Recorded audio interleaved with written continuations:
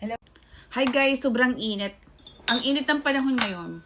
So, since nga ako holiday today, gumawa ako ng, ito ang tinatawag na sarili kong ingredients. Kasi dati, nagsawa na ako dun sa different kinds of ingredients. Yon, kung gusto kong i-alternate to, trinay ko ngayon kasi anti-cancer to. So, ginawa ko kung ano to, malunggay with matcha. Ang sarap. Akala ko kung ano, baka mapait ka ko, kung ano-anong lasa. Tingnan mo, may hair na ako. Alam mo, ang pinagsikapan ko talaga, makapal yung hair ko ngayon. Tsaka, ang ganda ng pagtubo ng hair ko. Wala akong gaanong ano. Pero itong matcha malunggay, ang sarap. Tikman nyo guys, oh. Sarap, oh. Sarap. Oh, tingnan mo. Akala ko, para... Hi, good morning guys!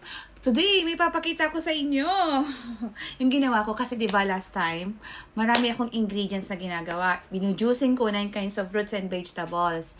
Ngayon naman, nagsawa na ako ng kada juice. Kasi gusto kong magkaroon, nag-isip ako alternatives, pinag-aralan ko to. Ngayon, gumawa ako ng anti-cancer again. Kasi diba, nagkaroon ako ng cancer 2.5 years ago. Muntik na ako mategi, kung alam nyo lang. Pero tahimik lang ako. Alam nyo yun? So, tumahimik ako. Nakalbo ako. Mukha akong alien. Pero ngayon, gumaling na ako. Within 3 months ng chemotherapy ko nawala. Kasi masipag akong gumawa ng iniinom ko. Tsaka, mayroon akong secret supplement na i-reveal sa inyo rin.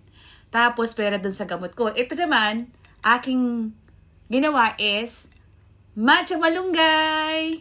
Kaya guys, tikman. At alam nyo ba ano bang nangyari? So, yun.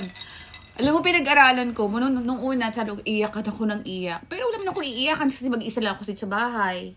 Wala rin naman akong pwedeng makausap para sabihin ko, ganitong nangyari sa akin, ganyan. Kasi alam nyo naman ng mga chikadora. Tapos hindi naman lahat ng tao gusto kayo, sabihin yan, nako, buti nga sa kanya, nagkasakit siya, di siya kasi nagpapautang eh.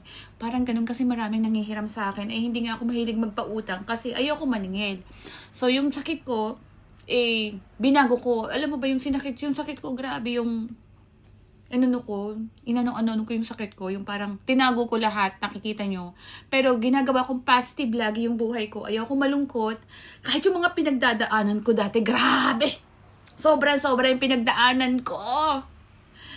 Tumahimik lang ako kasi nga, diba, ayoko makakita kayo ng negative kasi lalong ayoko nang magkwento. Ngayon, okay na ako. At alam nyo ba, anong nangyari sa akin? Yun, dami kong ginawa, dami kong experiment.